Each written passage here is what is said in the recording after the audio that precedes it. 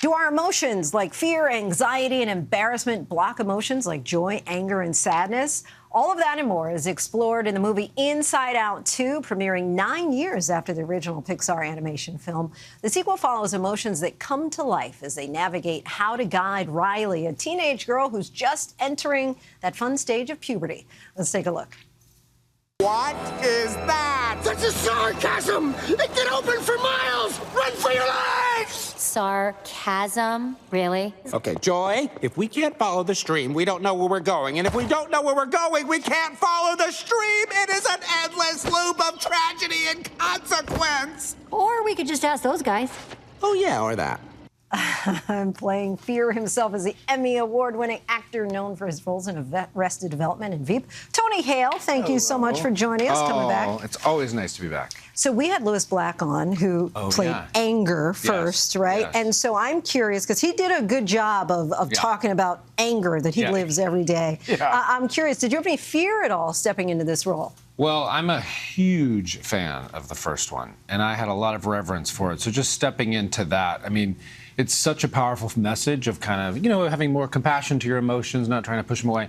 And so I was just really wanting to do a good job. But I came in and I said, hey, what's the difference between fear, because there's a new character, anxiety. What's the difference? And they said fear is a reaction to an actual threat and anxiety is a perceived threat. Oh. And I was like, oh, that makes sense for me. That's a good distinction for all of us. I know. There really is a difference. Yes, and anxiety kind of, who's played by Maya Hawke, she kind of creates scenarios of like, what if this happens? She like escape plans. Whereas fear, like in there, that sarcasm, that's an actual threat. The ground just opened up, so he would freak out. Now, people know you for your roles, as we just said there, Arrested Development, Veep.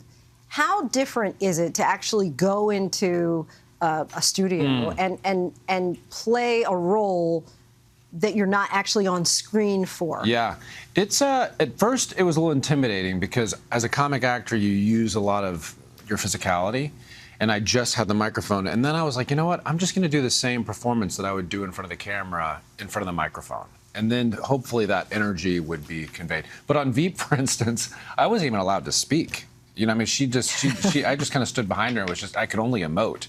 So, I mean, I couldn't even really use anything. So like this, I just had a microphone, which was... But how does it work? Because you do have the scenes where the different emotions are kind of working together, like anxiety and fear at the same time. So are you all in the same room? No, we just met on this press meeting. Is that right? Yeah. Well, all the press tours. So, like, I had not met Louis, who plays Anger.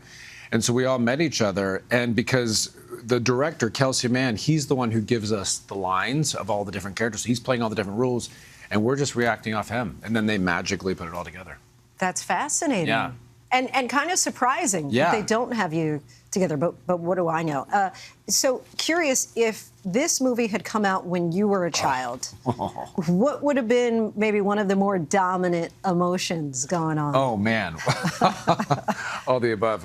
You even saying that if it had come out of my child, I think it would be such a gift. Because when I was a kid, we didn't even have language for anxiety. It was just kind of, there just felt like this like circus in my head of envy and all these things.